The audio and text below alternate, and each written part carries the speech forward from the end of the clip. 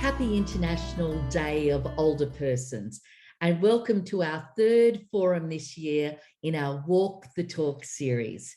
Elder abuse affects us all. Today we'll be sharing perspectives from diverse communities. I'm Philippa McDonald, your facilitator today, and it's my pleasure to introduce Auntie Wendy Morgan for our acknowledgement of country. Auntie Wendy is an Aboriginal woman from the Durandjeri people of Wallaga Lake that forms part of the Yuin Nation on the far south coast of New South Wales. Thank you, Auntie Wendy. Thank you, Philippa. Narangaroo means good day. I give thanks to the people of the Gadigal clan of the Darug Nation, elders past and present. And I would like to pay my respects and loyalty to my people, my country, and my ancestors as the first people of this land. I would also like to acknowledge the Gadigal of the Darug Nation as the traditional people from where I come to join you today for this forum. I would like to welcome everybody to the forum. Wallawani, in my language, means safe journey. Thank you, Auntie Wendy. And I'm joining you from the Gadigal land of the Eora Nation. I wish to acknowledge the traditional owners of the country throughout Australia and recognise their continuing connection to land, waters and culture. I pay respects to their elders past and present and emerging. Thank you for coming along today as we explore the complex and diverse terrain of our interactions with family, culture and society. Elder Abuse Action Australia and COTA Tasmania are proud partners in the Walk the Talk Forum Series 2021. These important conversations will continue as we head towards the 7th National Elder Abuse Conference in Hobart. And I encourage you to come along in February next year. It's my pleasure to be joined by 5 passionate Australians in a session designed to challenge any preconceptions you might have had on ageing, ageism, and elder abuse. Now, let me tell you a little bit more about Auntie Wendy, who you've just heard from. She's a member of the New South Wales Government's Ministerial Advisory Committee on Ageing. Auntie Wendy is on the board of the New South Wales Ageing and Disability Commission. She is CEO of the Guttawang Aboriginal Resources Incorporated. She's also on the board of Bonnie's Resource Centre, which deals with family violence. She joins us from Mount Pritchard in Sydney's southwest. She's the mother of 2, the grandmother of 2, and the great-grandmother of 2. Hello, Auntie Wendy. I'm glad you've had time to join us. Hello, Philippa. Thank you. Thank you. Mary Patetsios is joining us from Adelaide. She's the chair of the Federation of Ethnic Communities Council of Australia. She's a psychologist and a former social worker. She is a professional board director, serving on several boards working in the areas of health and aged care, as well as the University of South Australia's Council. Welcome, Mary. Thank you. Margarita Coppolino is president of the National Ethnic Disability Alliance. She's proud of her Italian heritage. She's a proud feminist living with a disability and lives in the western suburbs of Melbourne. Welcome, Margarita. Russell Westacott is a founding member and co-chair of Elder Abuse Action Australia. He's involved with the National Council of Seniors. He was the CEO of the Senior Rights Service from 2011 to 2020, and he has extensive history of working in HIV and LGBTQI plus rights-based organisations, both in Australia and the United States. Welcome, Russell, who's coming to us from Marulan in the Southern Tablelands of New South Wales. Welcome, Russell.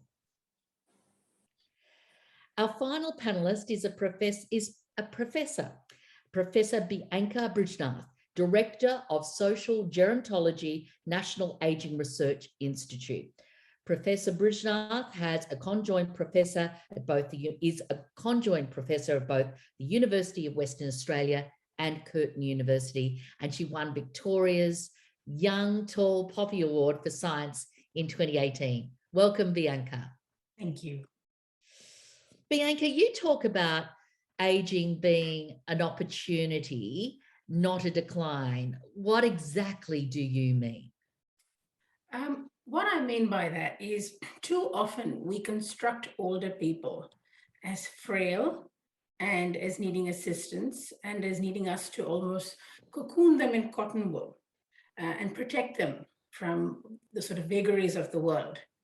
But I believe that older people have a lot to contribute and continue to contribute as they age and make huge and significant inputs into society.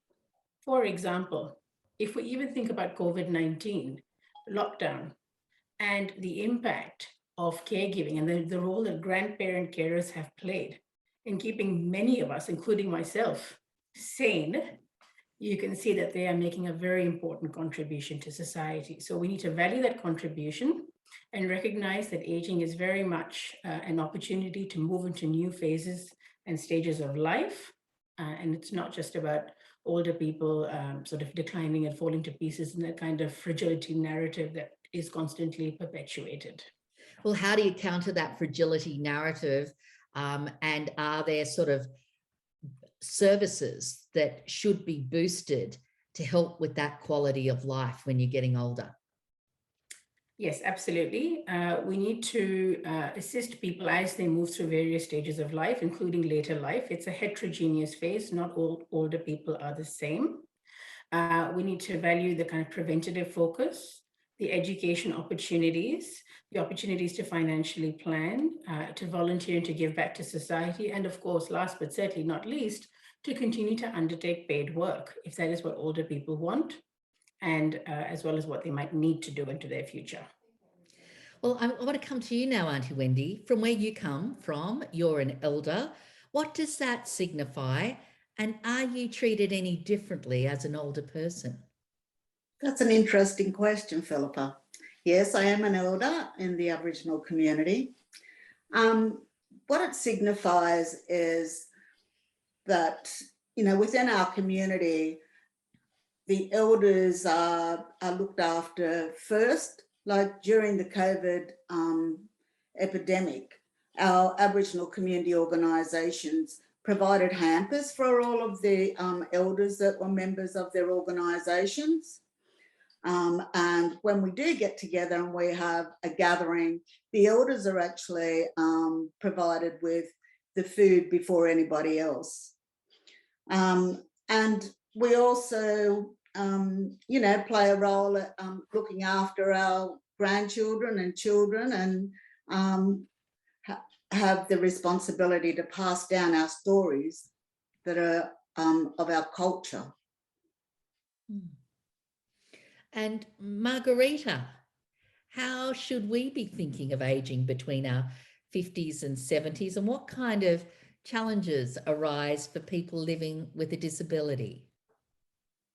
Well, that's a really good question. Given that recently there's been discussion around raising the retirement age to 67, if I remember correctly. That means that, you know, people have to prolong their retirement and really think about, you know, because, you know, make people, you know, like I know in career-wise that people say, oh, well, you're 50 now, so you're going to retire. You know, that's one thing. But I think from a person with a disability, you know, you start to look at what's the long term for retirement? How are you in an environment where you do less work? And in some cases, for some people with disabilities, they're not in the workforce anyway because they do other roles like primary care and all that. So it is about planning like accessible built environments, like affordable housing for people with disabilities, you know, particularly if you're in the private rental. And, you know, how you're going to maintain that. But more importantly, you know, it is about end of life thinking too, you know, in some cases for people with disabilities. So it's, for me, you know, like last year, particularly with COVID, one of the things that I had to consider that really scared the daylights out of me was preparing a will and, having some decisions around, well, if anything happens, touch wood, because I don't have family, I wasn't raised by family, all those kind of things, as well as economic participation, etc. That kind of makes. It sounds like a time of quite serious pressure, really, to get your ducks in a row to be able to live okay or live well and have control of your own destiny. Well, exactly. And I think there are, in many cases, where there are people with disabilities who have been brought up in institutions or large settings or residential settings. And then, during their work life, those settings might change in some cases. And then the 50s and 60s and 70s, they kind of go back to those closed settings. Does that make sense? It does. And I think that's what we'll get onto further along this conversation, because that is obviously really challenging if you have been living in an institution as a child and then you get to the other stage of life and you're back in an institution potentially run by the same organisation or a similar organisation to where you started life. And particularly when they're not accessible. Yes. Well, Russell, what specific concerns did you or do you have that the discrimination of the 1980s and 1990s might be present in, say, the aged care sector, and how that might be for an HIV positive man?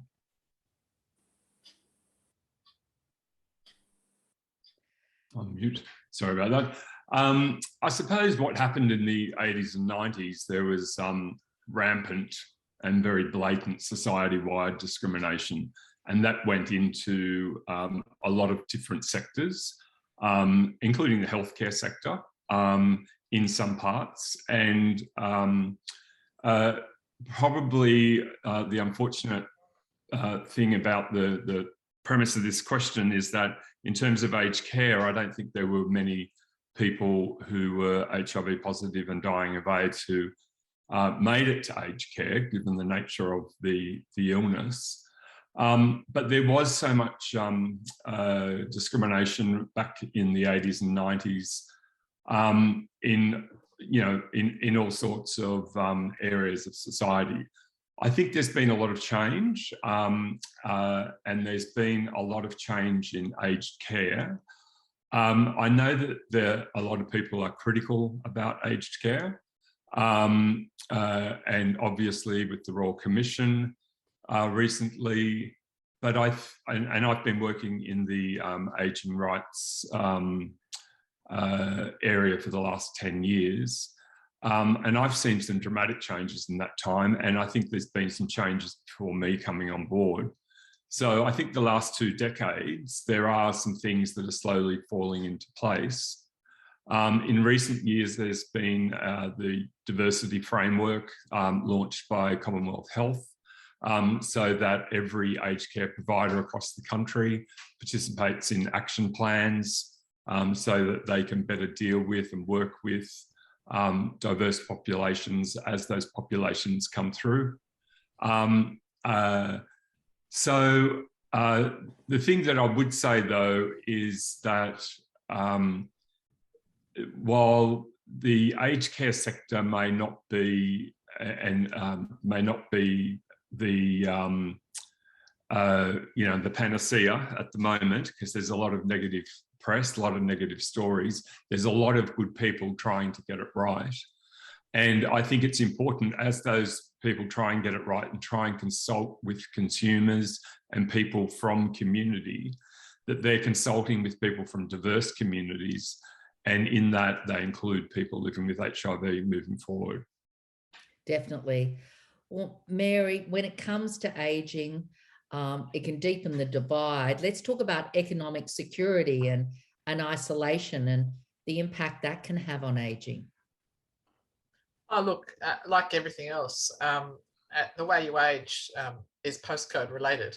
The amount of resources you have, the access you have to monetary supports all matter. So for ethnic, migrant and refugee communities, that's equally important. It's a bit of a myth that CALD communities or migrant communities have these wonderful extended families that can look after them. It's actually not entirely correct at all.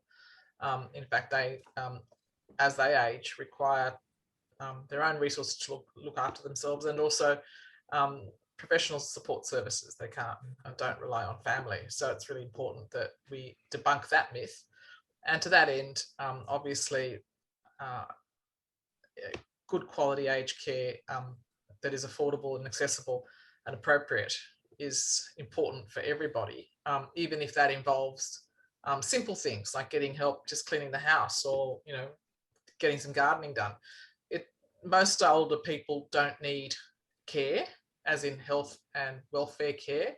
Most of them benefit from having supports around the house, as do we all. So there's nothing different between an older person that needs some help around the house and myself as I age, appreciating some help. So I think postcode does matter. So we do need to make sure that our services are and remain affordable, and that they're high quality, and that they are there for people to manage their lives as they see fit. I mean, there's nothing wrong with needing supports because you want to work, and therefore you bring somebody in to help you around the house, versus someone who just wants to actually go and sit and have a cup of coffee and wants to do that because it breaks down their social isolation. And in fact, getting home help helps them to achieve that. So look, I think it does really matter. And I think it's really important to make sure that older people who have complex needs, health needs, are looked after, and also complex other needs. So for instance, having home ownership in old age is a really important benefit. For those older people who don't have a home that they own, who rely on public housing, or in fact rely on a rental market that's very that fluctuates, there are that risk of homelessness or being at risk of housing stress is something that puts older people under a lot of stress. So I always see a connection between economic capability, access to resources, and the family home as being key enablers for older people. Do you think as a nation we've got a grip on people's economic insecurity as they're growing into older age, particularly women, and particularly people in some particular communities?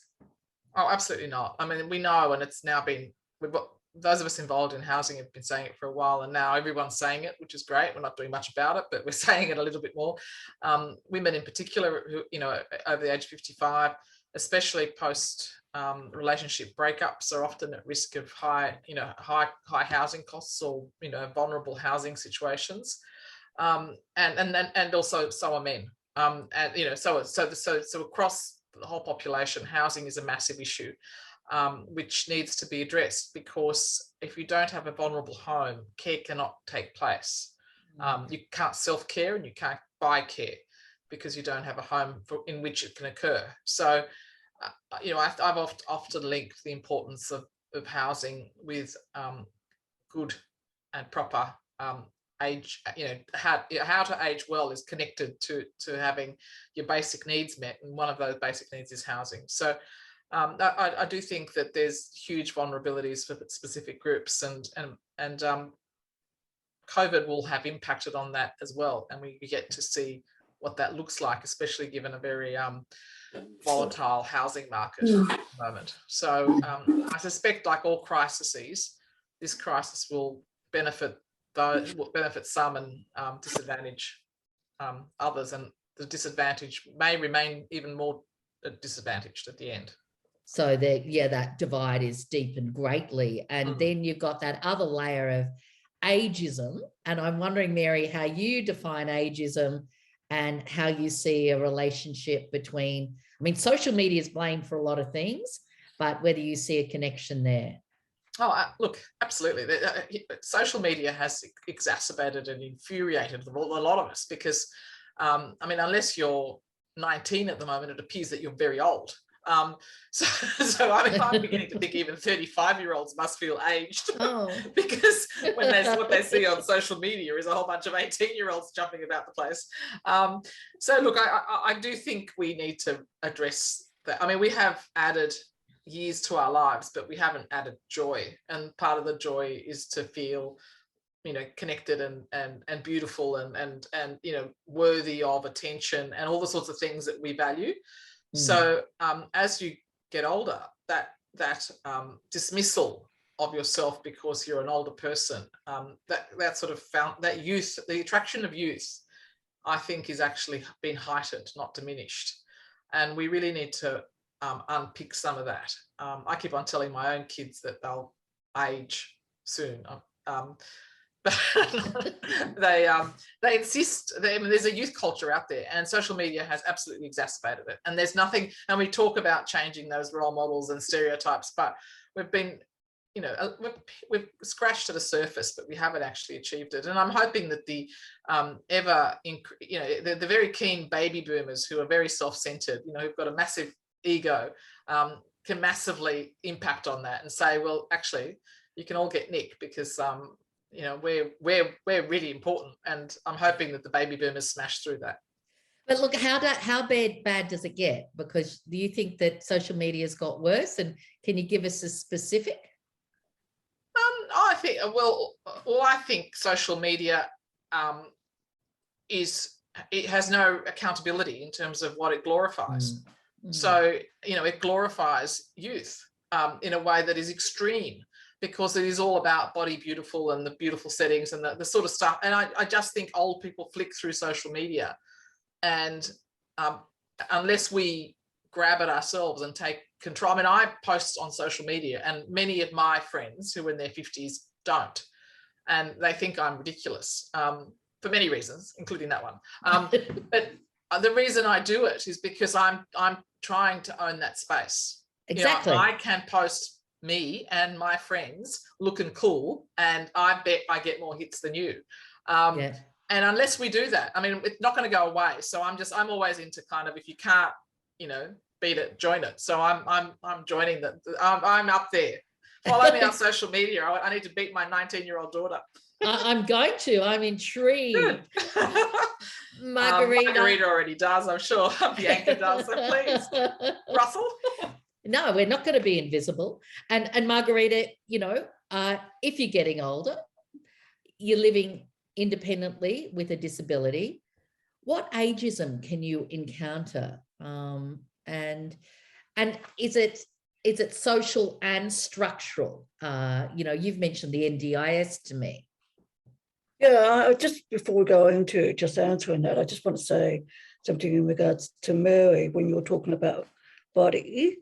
The body image in social media, the body image and body shaming. I think it's had a really impact, particularly on mature age, elders, seniors. I'm using all different languages that people use. So, and particularly for people with disabilities. So, it is about something that quite often gets brought up in conversation. NDIS, most people would know that, and particularly because Marianne, who used to be on the TV show, was interviewed just recently about her husband. And NDIS is really only available or eligible for people under 65. Yes, So this is Kerry Ann Kennelly and the care of her husband. Yeah. Yeah. So if you remember, just recently she was interviewed on TV talking about how her husband ended up with a disability after an incident, and they were not able to get any assistance to NDIS because he was over 65. So that kind of highlighted that, some people do acquire disabilities after 65, and particularly as people age, that will be more so in those situations. And then, I know people who probably in their 60s, like me, who made sure they got into NDIS before they turned 65, so they can actually use the things that were would be available based on their NDIS plan.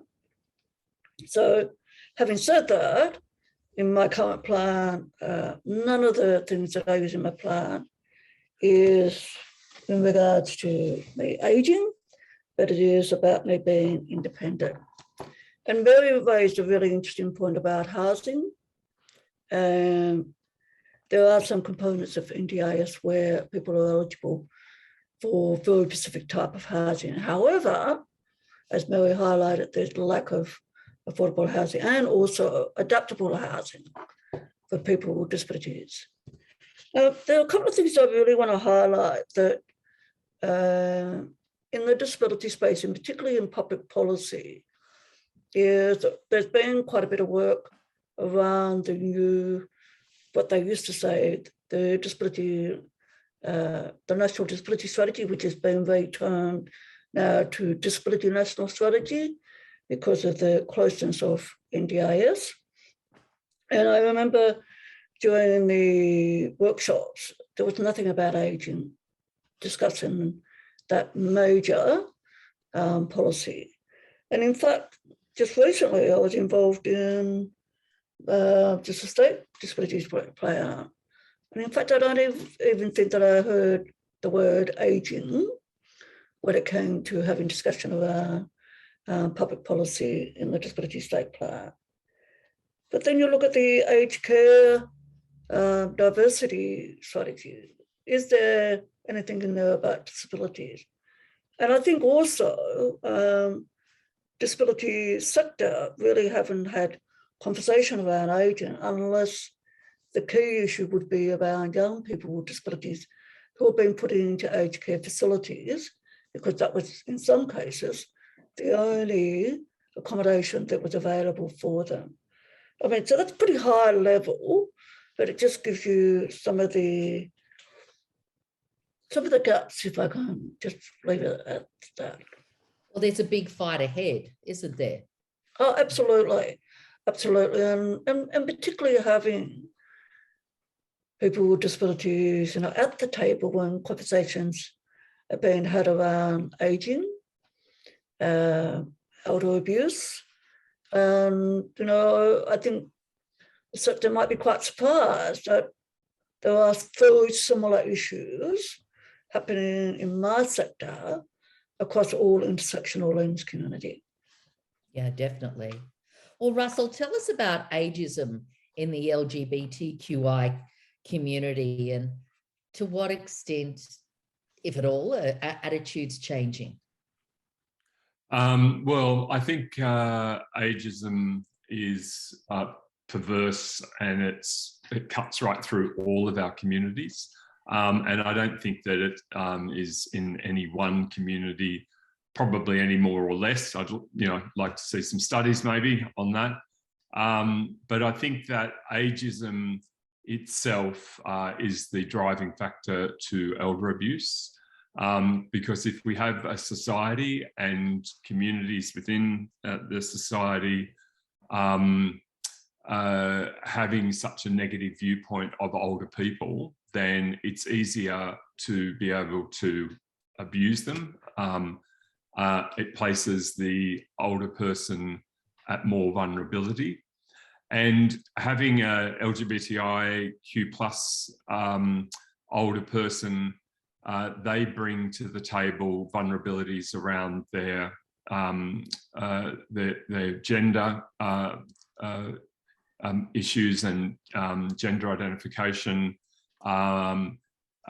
like gay men with HIV, also bring their own issues around being HIV positive. And so people bring sort of these layers of vulnerability that can be exploited potentially by perpetrators of elder abuse. And I think the thing to remember is that elder abuse is predominantly perpetrated by people that we know, who we trust, who is close in our lives. The data, the federal government has been doing a prevalence study, but they haven't released the data yet. So we don't know the prevalence of elder abuse across Australian society. But most social researchers think that it's about 10%.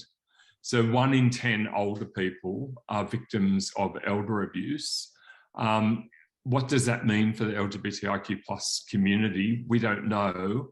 I think it's also fair to say that when members of our community go to forums, workshops, or answer surveys, there's a lot of discussion around the fear of going into residential aged care. And I'd say, I would dare hazard a guess that that's probably the same for many other communities. The idea of going into residential aged care is what seems to frighten people the most. But the important statistic here to remember is that only 5% of older people end up in residential aged care facilities, whereas across our society, 1 in 10 are victims of elder abuse. So you're twice as likely to be a victim of elder abuse in the community amongst people you know than you are to end up in a residential aged care facility. So I just think that's a really important stat. And I think it's the stat that we need to get across, because we need to get the conversation in communities happening about how do we protect ourselves from elder abuse. And look, and without that prevalence study and really getting a look at that, it's going to be hard to really launch that campaign without that really great data, which we'd all, not great data. I'm sure it's pretty bleak, but we've got to get a handle on it and really campaign from there. So hopefully we can get that prevalence study and the findings in time for the conference, because it's something that needs to be really interrogated. And when we talk about ageism, and we do come back to women a lot. And Bianca, we've got the gender pay gap, which has had women at a disadvantage anyway, heading towards retirement. And then, maybe a marriage breakup, relationship breakup. But is ageism worse for some particular groups? And what can be the impact in terms of your research? I just want to second Russell's comments about, the time to act is now. When it comes to elder abuse, and we do need that prevalence study data to launch from there.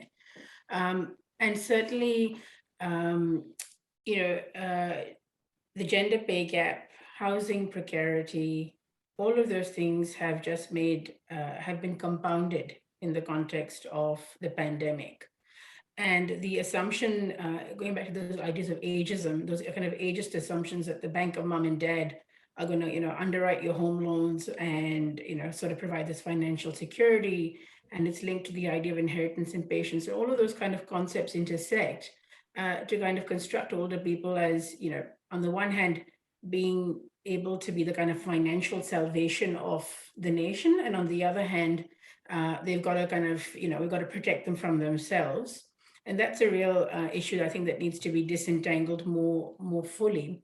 As we've already highlighted, women experience particular kinds of vulnerability with regards to ageism and abuse.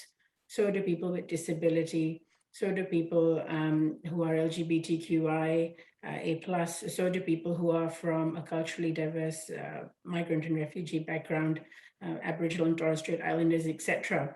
These sorts of, we don't know whether some communities are more or less vulnerable. That's part of what's buried in that prevalence data to some extent. That's the starting point. We need to really get into that information. But what it also underscores is that older people are not a homogeneous group. They are extremely heterogeneous, and we've got to kind of understand the kind of fault lines of where inequality converges with different sort of issues around diversity and abuse, and how that actually plays out in the older person's life and in that particular community, and therefore construct our interventions and responses around that. Exactly. And I'm also calling on our participants to really ask some questions. We've got all of you watching on Facebook and on a live stream, and we'd love your questions. So please, let's use this last half hour to really ask these wonderful panelists some tough questions, because I know you probably have been on the edge of your seats with some of this discussion, but please, we'd love your questions. And Auntie Wendy, talk me through what kind of ageism are Aboriginal and Torres Strait Islander people encountering? How does it look? Well, Philippa, I can only talk about what I've been witness to, and I coordinate a little Aboriginal arts and craft group. And this is a group of women that have been resilient and don't fit into a lot of the other government-funded programs. And during our conversation, issues have come up about, their kids talking to the service providers on their behalf. And the kids seem to think that they're doing the right thing. However, what they're actually doing is they're taking away the independence of the older person. Yeah. So they're even talking to the service provider as, like with the mother or the grandmother sitting there, and not even using them as like being the third person. Oh, no. Yeah. So, and they think they're doing the right thing because they love their mums and they love their nans, and they want to get what they think is right for their mums and nans and their pops and their grandfathers. But what they're actually doing is keeping the older person out of the conversation and out of the, and within doing that, it's kind of like silencing the people, right? So when the research starts to come in, can I just make note or have somebody take note that we need to hear from the silent voices? Yeah. And the silent voices will be the older people that are living in the household and, are still capable of speaking up on their own behalf. However, feel like they don't want to, embarrass their daughters or sons or whatever in the situation. Yeah. And, in doing that, it can also be a form of coercive control. Yep. And that can segue to elder abuse. That's right. And some of the girls at my, that come around and sit around and talk, that's how they're actually discussing it with themselves, with each other, right. As they feel like they've been bullied into what their daughters or their sons want them to do. So, and we also have with ageism issues, Aboriginal people, elders are actually looking at feeling the isolation. Yeah. And I'm also, sorry. Isolation, yes. Yes, because, through COVID, well, the girls haven't even been able to come around and sit down and have a talk. But it's not only that, is that they can no longer take place in community events. They no longer are able to, attend community organisations where they may have in the past. Yeah. So it hits the Aboriginal people similar to non-Aboriginal people. Housing is another issue, I suppose I could go on for ages here, but. Well, I do have a question for you. In Western Australia, there was this landmark report done in the Kimberley region. I think it was Fitzroy Crossing, on the practice of humbugging. And I know we don't call it humbugging on the East Coast here, but this practice of constantly asking the older people for money, the younger people sort of hitting on, an auntie or grandma for money, particularly on days where they might know that they're getting their benefits. To what extent is that a problem? And I mean, obviously it's complex because communities share their resources. Well, that's correct. So it is a very complex issue, and culturally, right? It can be part of your practice. My uncles used to do it to me when they see me walking down the street. They would say, "Are you right, babe?" Right? And that meant that they were asking you, "Did you have money?" Yeah. And you knew that, right? Yeah. And like my sister and my brothers did that with my children, making sure that there was money in the child's pocket at any time that they wanted to purchase anything. And really, when I know that we talk about money as wealth and everything like that, Aboriginal people don't see that total concept as non-Aboriginal people do. Aboriginal people, yeah, they like material things as well, but to them, it's if they're sharing some of their money, they can be quite happy with it.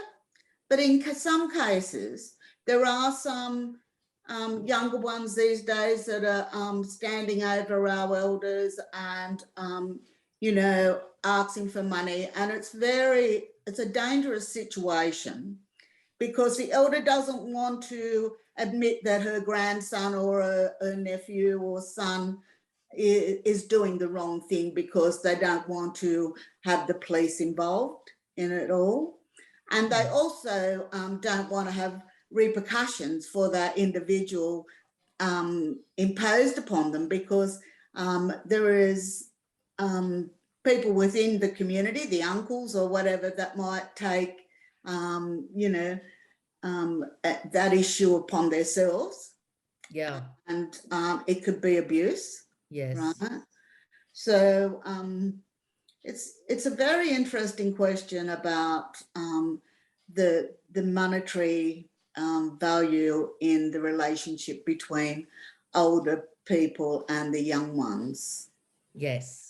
And look, this is somewhere we could go much further on as to, how are the banks responding? How are the various agencies responding or not responding or being a bit more proactive in terms of engaging and looking at ways of sort of mitigating the impact on older people.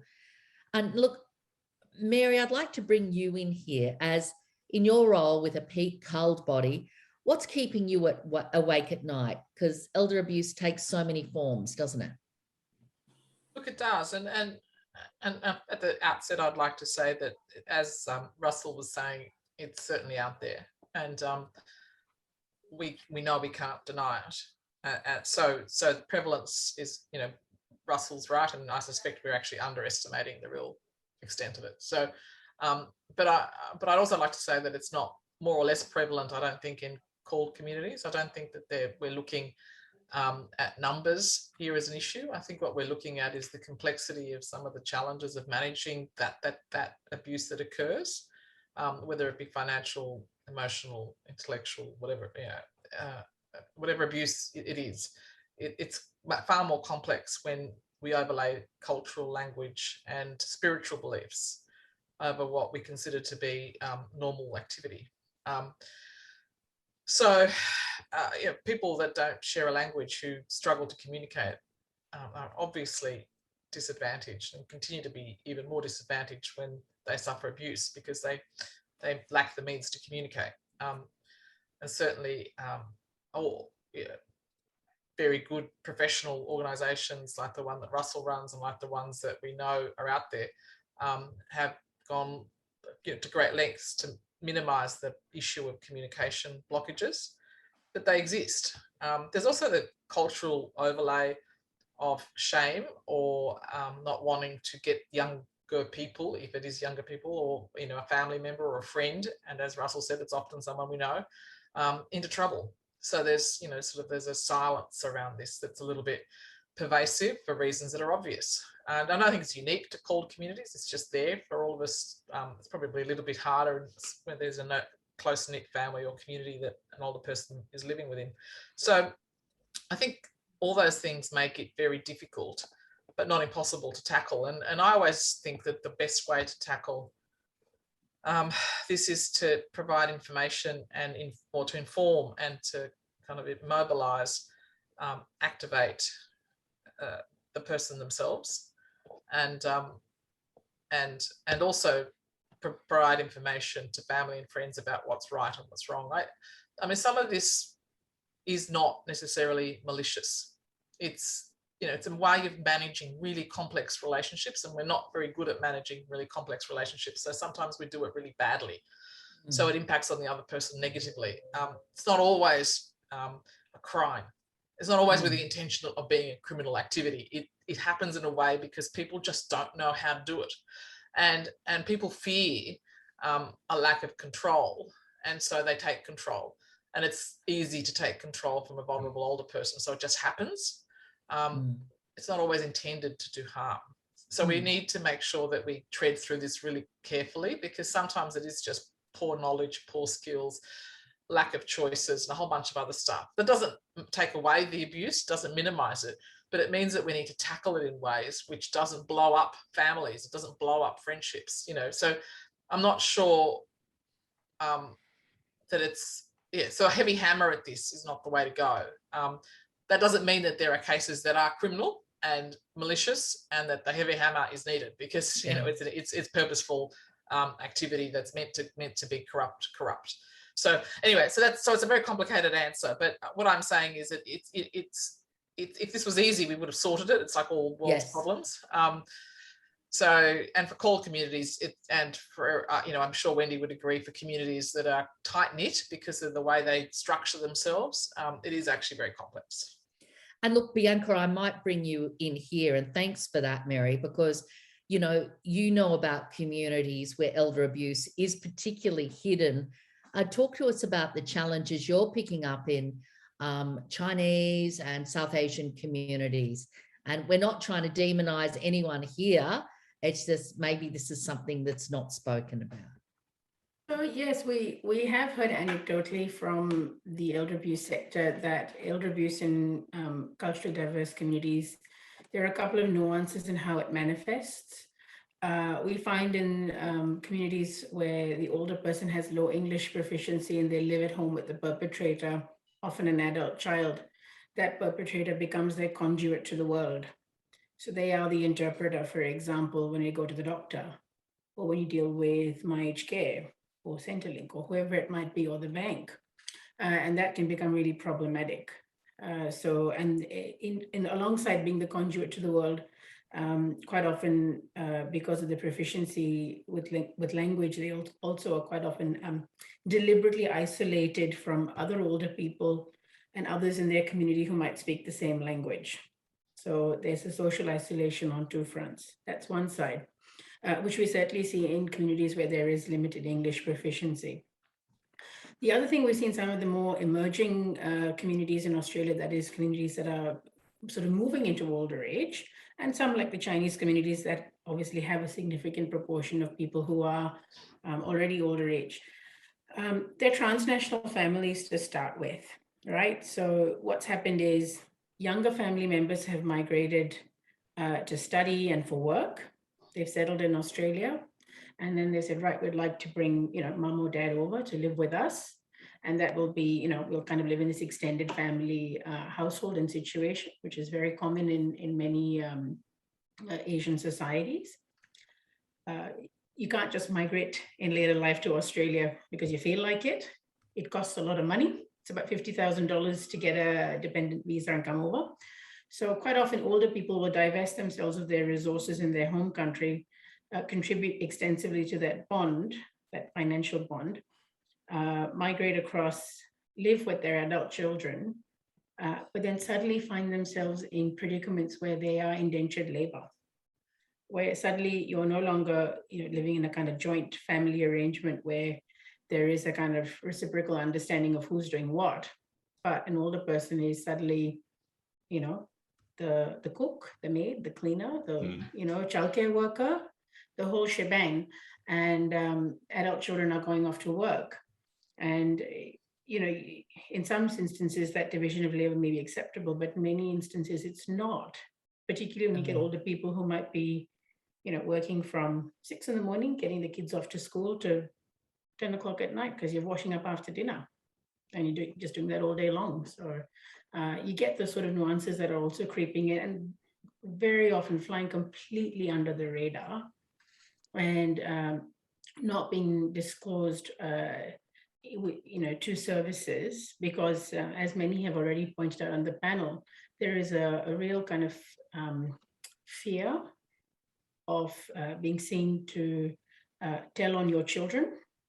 Yes. But also a real fear, particularly for those who are on dependent visas, that if you did report, where would you go? You'd be sent back. You to your got home nowhere country. to run. You go back to your home country, but you got no resources to go back to. So it can be a really frightening situation for a lot of older people. Look, Margarita, could I bring you in here? What are some of the specific challenges for LGBTQI plus people living with a disability? Because that sounds like it's a very challenging environment. And then you've got that blurring of the lines into elder abuse. Yeah, look, it's a really interesting because there was a report that came out in 2018 called The Everyday Lives of People with Disabilities within the LGBTIQA community. And what came out of that report that was actually done by La Trobe University is that LGBTIQ people with disabilities, and particularly as they age, got to the later stage in life, would experience family and domestic violence more so than people who didn't have a disability. So, and, you know, taking in the fact that when you look at the intersectionality, you know, it means that it's double whammy because of the different intersectional lens. In fact, we were talking about this morning, just some conversations with people at the Disability Royal Commission. There's a whole piece of work happening around some research on LGBTIQ people with disabilities. So I've mentioned family violence, financial. It's definitely something that happens all the time. I can tell you a situation where I know personally of a person who was given affordable housing, and it's in the age group that we're talking about. And they've never had that before. Once they got that, then all of a sudden there were people outside their normal networks that actually started lobbying on their housing and then squatting on their housing while they were living there. Mm. And there are no easy answers are there? So, and that La Trobe University report is very sobering, very bleak picture for the complexities and the challenges and the hardship, the absolute hardship that a lot of people experience that's not spoken about. Russell, yeah. Russell, can I bring you in here because, you know, we're looking at all the different ways that people can experience ageism and elder abuse and abuse, really, in many cases. But how and where is elder abuse occurring in the LGBTQI? And you touched on this earlier. Yeah, no, it's a good question because I think we understand elder abuse pretty well across mainstream Australia. And that is the adult children or the grandchildren are most likely to be the perpetrators. And it happens in community. It doesn't happen in an aged care setting. It happens in community. And it's generally either psychological abuse or financial abuse. And by financial abuse, I mean, you know, the grandkids hitting up, kind of like what Wendy was talking about, hitting up the grandparents for some money, or the children actually convincing the older person to sell the property, help pay off the mortgage for the kids, and then move into the granny flat in the backyard. But then a year later, everything goes awry, and there was nothing, not even on the back of an envelope were there the maths about where all the money went.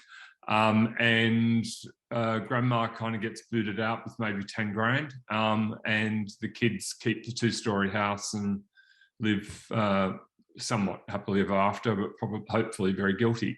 But I suppose the issue, the reason why I paint that picture is because we don't know for LGBTI people how it actually plays out. There hasn't been any social research, in my understanding, about how abuse plays out within LGBTI communities and LGBTI groups and families.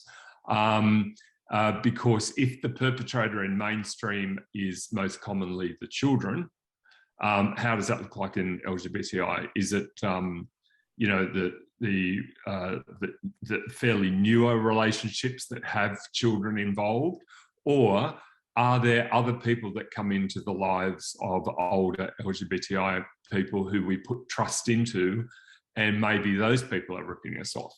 And there was a real, I thought that this was a real problem with the prevalence study, because my understanding is that they did consult with CALD communities about how to sort of ask some questions for that population, and they did consult with the Aboriginal community organisations about how best to do that. My understanding is they didn't consult with LGBTI organisations, and they just sort of did those standard questions like, are you LGBTIQ+? And we know from other times when we go to survey older people in the LGBTI community, a lot of people are still scared to tick that box. So a lot of data probably gets missed.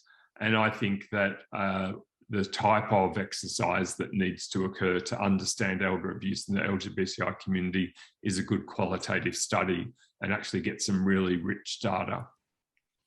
And look, and I think that what you hit upon there, Russell, is how critical it is that diversity is recognised and addressed. And look, you know, we can talk about all of the solutions, but I'd like to do a really quick whip around. And I've got to say, in the past little while, we've had a deluge of questions and gratitude from people tuning in. And so we want to say to all of the people tuning in today that we will do our best to get back to you after this panel with some of the really great issues that you're raising. And we see those as being critical. I'd like to thank all of our panelists, but before we go, I would like to ask each of you, and we'll start with you, Bianca, what gives you hope or inspiration or something you'd like to see change? What would be at the top of your list? A stronger focus on prevention that is embedded across services, a greater valuing of older people, and a strengthening of intergenerational bonds between younger and older people. We're all part of the same family. Thank you. And Mary? I think you're on mute, Mary. My kids would appreciate a mute button quite often. Look, I just have hope that our generation will make sure that our own parents age well, and that we as we go through our lives, grasp the moment. I mean, quite honestly, as I said to all of you and to the audience, you know, I just think we've got to own this space and, you know, cry from the rooftops. Look, you know, I think I look better now than I did 30 years ago. So, you know, live with it, people. That's what I reckon. So I just think we need to take control. Auntie Wendy.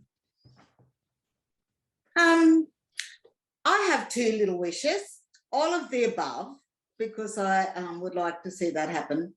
But I'd also like to see an aged care facility in the Sydney metropolitan area. Oh, yes. As we've got 3 in New South Wales, one's in Taree, one's in Nowra, and one's in Gilgandra. Well, it's a bit hard to pop in, isn't it? It is. And we have a higher population in the Sydney metropolitan area. And I know that we have a Tharwell Aboriginal corporation that has the land to actually provide for that, but they haven't got the support to actually build it. So that would be something I would like to see happen. And the other thing is, I wish that gentleman a lot of luck who's taking the retirement age to the courts for Aboriginal people, because we don't live as long as a lot of the non-Aboriginal people, and we don't get access in a lot of cases to our super, and we don't get access to the pension. So our older lifestyles are a lot more, you know, without any of those little comforts. So it'd be great to get the old age pension at a younger age. And that would be a form of justice, yeah? It would, yep. Margarita, what about you? Hopes, aspirations, what's at the top of your list? I just recently read a fabulous report that was put out by the Family Safety in Victoria. I think it's Those We Serve, and it talked about intersectionality, around how to address all the intersectional lens community needs in family violence. And what I loved about that, it had everybody in the report at the same time, instead of leaving different groups behind. So for me, to have aged care facilities that don't necessarily mean, you know, because in some cases for people, they ended up in residential services, but where settings are a mixture of people, a mixture of intersectional communities, so that we feel like we're part of the mainstream community. I think that's first and foremost right on top of the list. And also that, last but not least, we're welcome to the table to have input into future public policies on elders abuse, aging. We need to be at the table. Thank you. Thank you. Russell, briefly.